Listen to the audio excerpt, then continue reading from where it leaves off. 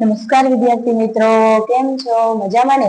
આજે આપણે ધોરણ 5 ની અંદર ગણિતની અંદર ચેપ્ટર 1 માં આપણે પહેલું જ ચેપ્ટર છે ગણિતમાં રાષ્ટ્રીય ફળ કેરી. કેરી છે એ આપણું રાષ્ટ્રીય ફળ છે. કાંજી સુણે કોયલ કેરી, કુંજ કેરી બગીચે મીઠી સુગંધી સોરઠની કેરી ઊંચું કેસર. કેરીઓમાં અલગ અલગ જાતની ઘણી બધી કેરીઓ આવે છે, જેમ કે કેસર કેરી છે, લંગડો છે, હાફૂસ છે, તોતાપુરી છે, દશેરી છે, બદામ છે. એની અંદર આપણે જોઈએ, તમે કેરીની કોઈ વાત કરો કે કવિતા વાર્તા જાણો છો? કેરીના કેટલાક ચિત્રો બાળકોએ બનાવ્યા છે, અહીં આપણે જોવાના છે. જેમ કે કેરીની ભાત પણ અલગ અલગ હોય છે બધામાં, જેમ કે સાડીઓમાં કેરીની ડિઝાઇન હોય છે, ત્યાર પછી કોઈ ડ્રેસની અંદર ડિઝાઇન હોય છે, કોઈ ઘરેણાની અંદર ડિઝાઇન કેરીની હોય છે, પછી કોઈ ભાત ચિત્ર હોય તો એની અંદર પણ કેરીની ડિઝાઇન હોય છે. આવી રીતના આપણે પણ કેરીના ભાત ચિત્ર ડિઝાઇન બનાવવાની છે.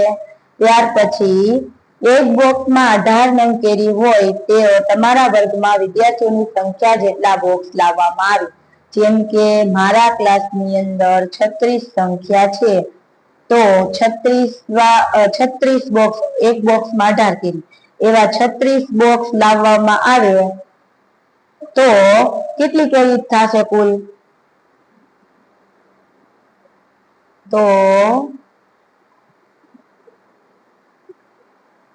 648 બોક્સ આવશે. કેટલા? સોરી, 648 કેરી થશે ટોટલ. કેટલી? 36 બોક્સ આપણે 18 ના લાવીએ ને તો. હવે 648 કેરી છે એને આપણે 10 ની ઢગલી કરીએ તો કેટલી ઢગલી થાય?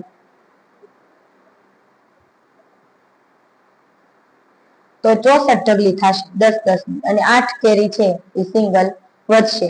આવી રીતે એનો જવાબ આપવાનો છે. ત્યાર પછી આપણને કીધું છે કે એક આંબામાંથી સીઝન દરમિયાન જો 12 કિગ્રા વજનના 18 બોક્સ ભરાય તેટલી ખેડૂત કેરી ઉતારે છે, તો આંબાવાડીના આ સીઝનમાં ખેડૂતે કેટલા કિગ્રા અને કેટલા બોક્સ કેરી ઉતાર્યું છે તેનો પણ અંદાજ લગાવો. જેમ કે તમારું વજન કેટલા કિગ્રા છે? તો કે 28 કિગ્રા. તમારા જેટલા 12 બાળકોનું વજન સાથે લગભગ તો કે 330 કિગ્રા. તમારા જેવા 12 બાળકોનું વજન જે થાય તેના કરતા આંબાવાડીમાં ઉતરતી કુલ કેરીનું વજન કેટલું વધારે કે ઓછું થાય? તો એ આપણે લખવાનું કે આપણે જે આપણને કીધું છે કે 330 કિગ્રા 12 બાળકોનું વજન થાય, તો આંબાવાડીમાંથી કિગ્રા કેરી કેટલી ઉતરે છે? 12 કિગ્રાના 18 બોક્સ ભરાય તો 330. એવી રીતના આપણે એનો જવાબ લખવાનો છે. તો બંનેનું સરખું થશે. જો આપણા ઘરે અઠવાડિયે સરેરાશ 5 કિગ્રા કેરી ખવાતી હોય, તો જો કેરીનો ભાવ ₹75 પ્રતિ કિગ્રા હોય, તો એક માસમાં કેટલા કિગ્રા જોઈએ? તો કે 20 કિલો. તો કેટલો ખર્ચ થાય? 20 કિલો કેરી ખાઈએ એટલે આપણને ખર્ચો થાય એનો ₹1500 એક મહિનાનો. તો એ રીતના આપણે કેરીની સીઝન 3 મહિના ચાલે છે. 3 મહિના કન્ટિન્યુ આપણે એ રીતના કેરી ખાશું તો કેટલો ખર્ચ થશે અનુમાન કરો.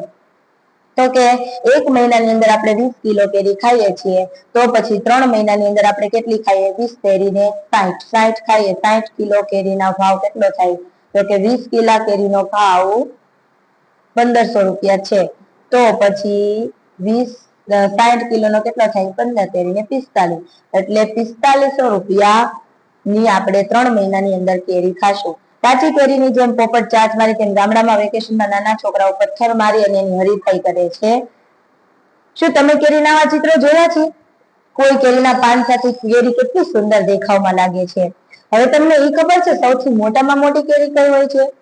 તમે જાણો છો ભારત એક વર્ષમાં અંદાજિત 1,60,00,000 ટન કિગ્રા કેરીનું ઉત્પાદન કરે છે. ભારત વિશ્વમાં સૌથી મોટું કેરીનું ઉત્પાદન છે. ભારતમાં ઉત્તર પ્રદેશ સૌથી વધુ કેરી ઉત્પાદન કરતું રાજ્ય છે. તમે મોટામાં મોટી કેરી વિશે શું જાણો છો? સૌથી મોટી કેરી 3,435 કિગ્રાની ફિલિપાઇન્સ રજૂ થઈ હતી, જે લંબાઈમાં 30.48 અને પરિઘમાં 49.53 અને પહોળાઈમાં 17.78 ઇંચ 7 ઇંચ હતી. હવે જેમથી ઘણા બધા અલગ અલગ ચિત્રો દોર્યા છે, જેને કે ચોરસની અંદર કેરી દોરી છે, પછી ત્રિકોણની અંદર કેરી દોરી છે, ગોળની અંદર કેરી દોરવામાં આવી છે. આવી રીતના અલગ અલગ કેરીઓ દોરવાની છે. તમે કઈ કઈ જાતની કેરીઓ ખાવ છો એ તમે મને કોમેન્ટમાં દર્શાવજો કે તમે કઈ કઈ કેરી ખાવ છો. જે કેરી ખાધી હોય તેના નામ મને પ્લીઝ કમેન્ટની અંદર મોકલો. આંબાવાડી અને તેનો ખેડૂત. હવે આંબાવાડી તમે જોઈ છે? આંબાવાડી એટલે કે આંબાઓથી જે આંબાઓની વાવેલી હોય તેને આંબાવાડી કહીએ. આપણે ટીવી ઉપર જોઈ હોય છે કે વાસ્તવમાં જોઈએ છે તો એના ઉપરથી આપણે જોવાનું અંદાજ લગાવવાનો છે કે આંબો છે એ કેટલો ઊંચો હોય, નબળો હોય કે વીક હોય. આંબો છે એ આપણે અંદાજિત 20 ફૂટ જેટલો ગણીએ, પણ એ વીક હોય છે કે નબળો હોય છે કે મજબૂત, તો કે મજબૂત હોય છે. આંખો બંધ કરો અને કલ્પના કરો કે એક મોટા આંબા નીચે ઉભા છો, આંબો કેટલો ઊંચો હશે, અંદાજિત આપણે લખવાનું છે 15 ફૂટ 20 ફૂટ જે હોય એ પ્રમાણે. હવે કલ્પના કરો કે ખેડૂત સાથે આંબાવાડીમાં આવ્યા છો, મંદ મંદ વાયરા છે, એમાં ઈ વાયરાની અંદર કોયલ કુહુ કુહુ બોલે છે, તો ઈ ખેડૂત કેટલો ટેન્શનમાં હશે. શા માટે? કારણ કે આંબાવાડીમાં કોયલ કુહુ કુહુ ગાય છે એનાથી કોઈ વાંધો નથી, પણ ઈ કોયલ આવી છે ઈ ખેડૂતના આંબામાંથી કેરીઓ ખાશે, એટલી કેરીઓ એની ખરાબ થશે, એટલા માટે ખેડૂતને ઈ મુશ્કેલીનો સમય હોય છે. હવે આપણને એક સવાલ એવો કરવામાં આવ્યો છે કે બળદગાડામાં ખૂબ દૂર સુધી જઈ શકાતું નથી. આ બળદગાડું અંદાજે 1 કલાકમાં 4 કિલોમીટર અંતર કાપે છે, તો 10 કિલોમીટર અંતર કાપવા માટે એને કેટલો સમય લાગે? તો 10 ભાગ્યા 4 કરવાનો, એટલે કેટલો જવાબ આવશે? 2.5.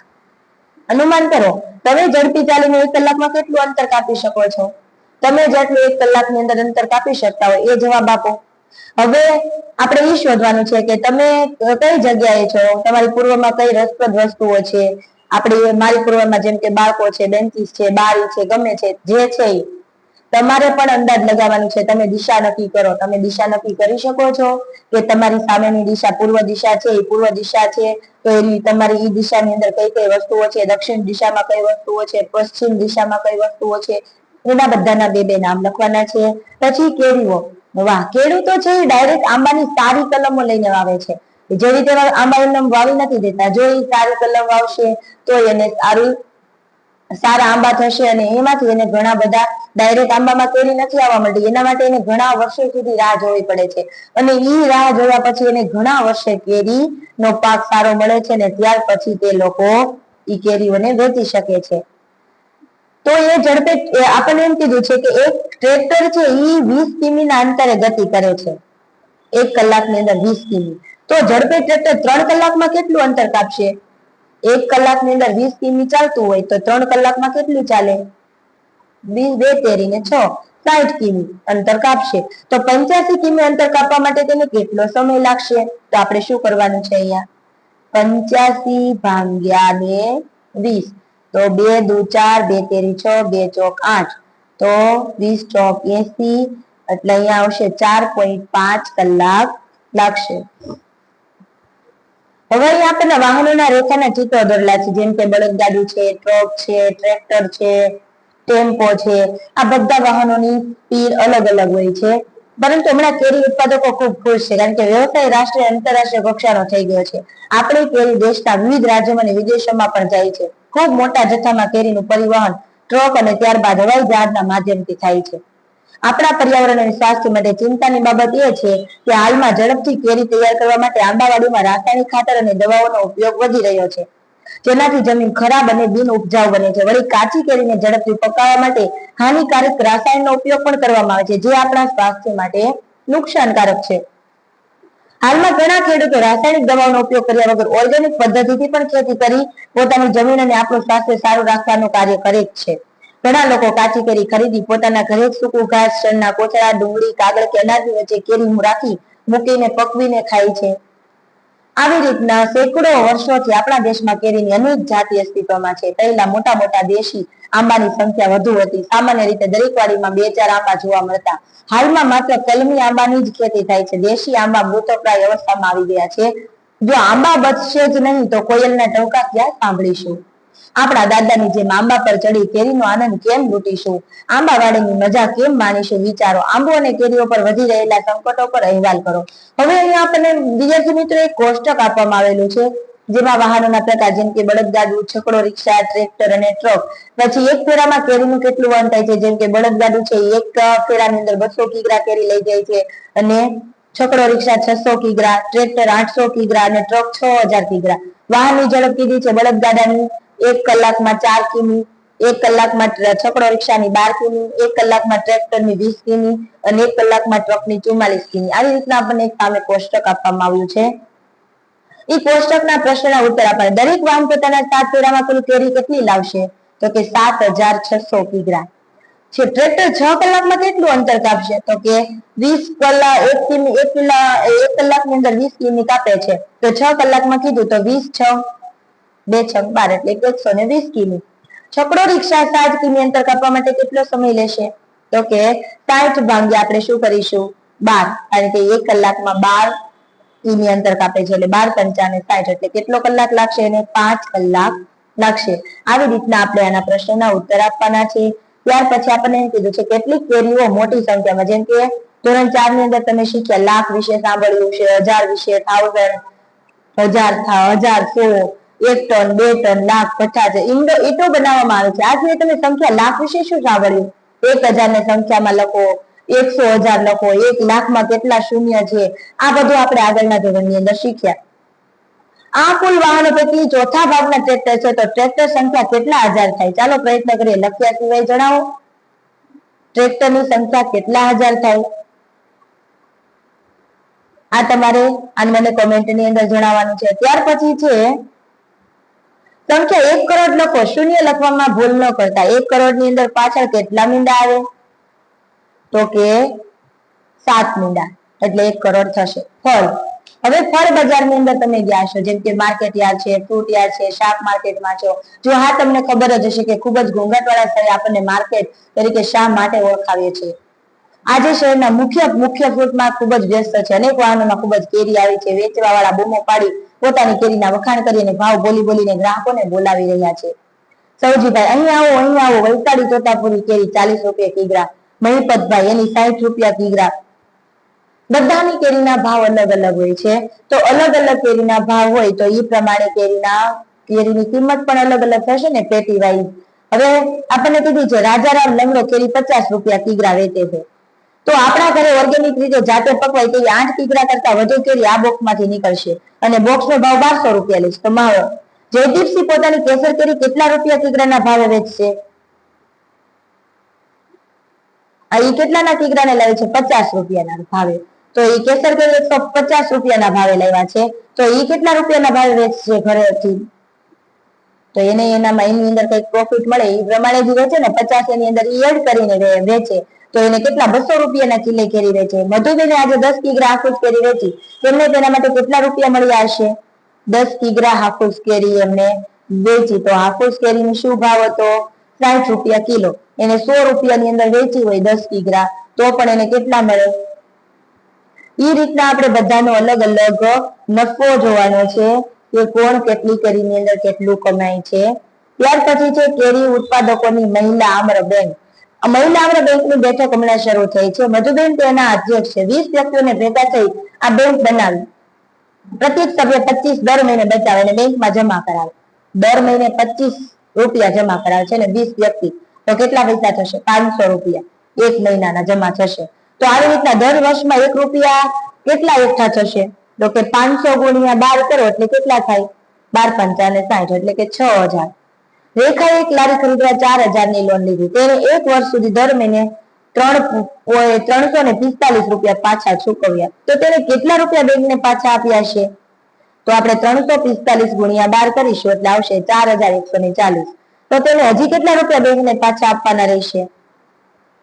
તો કે હવે બેંકને કશું જ નહીં આપવું પડે ને, એને ઓલરેડી એની લોન ભરાઈ ગઈ છે. હવે મીરા છે તેના ભાઈ કલમિયામાંના નવા છોડવા ખરીદવા 21,000 ની લોન લીધી. તેને 1 વર્ષમાં કુલ 23,520 પાછા ચૂકવ્યા. તો તેને દર મહિને કેટલા રૂપિયા ચૂકવ્યા છે? તો આપણે 23,520 ભાગ્યા આપણે શું કરવાનું છે? 12 મહિના હોય છે એટલે 12 ભાગ્યા કરીશું તો 1960 રૂપિયાનો એને દર મહિને હપ્તો ભર્યો હશે. ત્યારે એની લોન 1 વર્ષમાં એટલા રૂપિયા પૂરા ચૂકવા હશે. હવે આપણે કેરીનો રસ તૈયાર કરવાનો ઉદ્યોગ કેમ ન કરીએ? એક મહિલા આમ્ર બેંકમાં જોડાયેલ કેટલીક મહિલાઓ કેરીનો રસ તૈયાર કરવાનો ગૃહ ઉદ્યોગ શરૂ કરવા માંગે છે. તે માટે તેઓ જગ્યા પંચાયત પાસેથી મેળવી. ગત વર્ષો દરમિયાન તેઓએ 74,000 રૂપિયા બચાવેલા હતા. આ નવો ઉદ્યોગ શરૂ કરવા માટે કેટલાક રૂપિયાની રોકાણની જરૂર પડશે તેની ગણતરી કરી. આમ કામ શરૂ કરતા પહેલા જોઈતી વસ્તુની યાદી મધુબેને બનાવી. આ વસ્તુની શરૂઆતમાં ખરીદવી પડશે. તો આ વસ્તુઓની કિંમત અને સંખ્યા આપેલી છે. તો કુલ ખર્ચ શોધો. જો મિક્સર અને ગ્રાઇન્ડર એનો ભાવ હતો 3000, એની વસ્તુ 1, ખર્ચ 3000. કેરી રસ સાચવવાની વેચાણ શેરણી 3, માટેના થર્મોકોલ ફ્રીજ બોક્સ 2000, તો કે 20 સંખ્યા 20, તો કે કેટલા 40,000. મોટા તપેલા 1000 રૂપિયાના, 4 તપેલા તો 4000. ટ્રે અને છરી 300 રૂપિયા એકના, અને 20 એવા લીધા એટલે 30 × 60 6000. ડોલ 75 રૂપિયા 20, તો કે 1500. ટોટલ ખર્ચો કેટલો થશે તો કે 5,45,000 રૂપિયાનો એમને ખર્ચ થશે. જ્યારે તે કેરીમાંથી રસ કાઢે છે ત્યારે રસનું વજન લગભગ કેરીના વજનના 1/3 જેટલું થાય. તો તેને એક મહિનામાં 6000 કિલો કેરીમાંથી મેંગો પલ્પ તૈયાર કરવાનું આયોજન કર્યું. તો એક મહિનામાં કેટલો મેંગો પલ્પ તૈયાર થયો હશે તો કે 2000 કિગ્રા. આપણે 6 કિગ્રા કેરીનો રસ કાઢીએ તો આપણે ખાલી જગ્યા કિગ્રા મેંગો પલ્પ નીકળે. કેટલો નીકળે 2 કિગ્રા. 6 કિગ્રા કેરી માટે ચૂકવવી પડતી રકમ 6 × 15 એટલે 15 × 6 90. 2 કિગ્રા તૈયાર મેંગો પલ્પ વેચવા મળતી રકમ 2 × 70 એટલે 7 × 14 140 રૂપિયા. તેથી જો 6 કિગ્રા કેરીમાંથી મેંગો પલ્પ તૈયાર થાય તો આપણને મળતી રકમ 140 - 90 એટલે 50 રૂપિયા. પરંતુ જો આપણે 6000 કિગ્રા કેરી લઈ મેંગો પલ્પ તૈયાર કરીએ તો આપણને એક મહિનામાં મળતી રકમ 50 × 1000 એટલે કેટલા મળશે આપણને 50000 રૂપિયા મેંગો પલ્પ તૈયાર કરવાથી આપણને મળશે. ત્યાર પછી આપણને અહીંયા પૂછ્યું કે અનિતા મેં પણ બીજી ગણતરી કરી શોધી કે દર મહિને 1500 કિગ્રા બરફની જરૂર પડશે. તેનો ભાવ ₹2 પ્રતિ કિગ્રા કિલો છે. 2 એટલે કે કિલો રૂપિયાના 2 પ્રતિ 2 રૂપિયા 1 કિલો. તો બરફ 1500 × 2 કરો એટલે કેટલા 3000 નો બરફ. પેકિંગ ખર્ચ અને રિક્ષા ભાડું 3000. કેરી ખરીદવાનો અને તૈયાર મેંગો પલ્પ વેચવાનો કુલ માસિક ખર્ચ 6000. મધુબેન અરે કેટલું સરસ. આપણે આ ગણતરી ખબર પડે છે કે દર મહિને આપણે બેન 44000 રૂપિયા કમાશે. તમે પણ તપાસી જુઓ, તમારો જવાબ પણ આ જ આવે છે ને.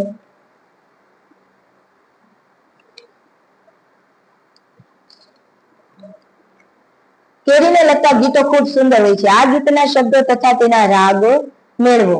અમારા વિડીયો ગમે તો લાઈક કરો, શેર કરો એન્ડ સબસ્ક્રાઇબ કરો. Thank you.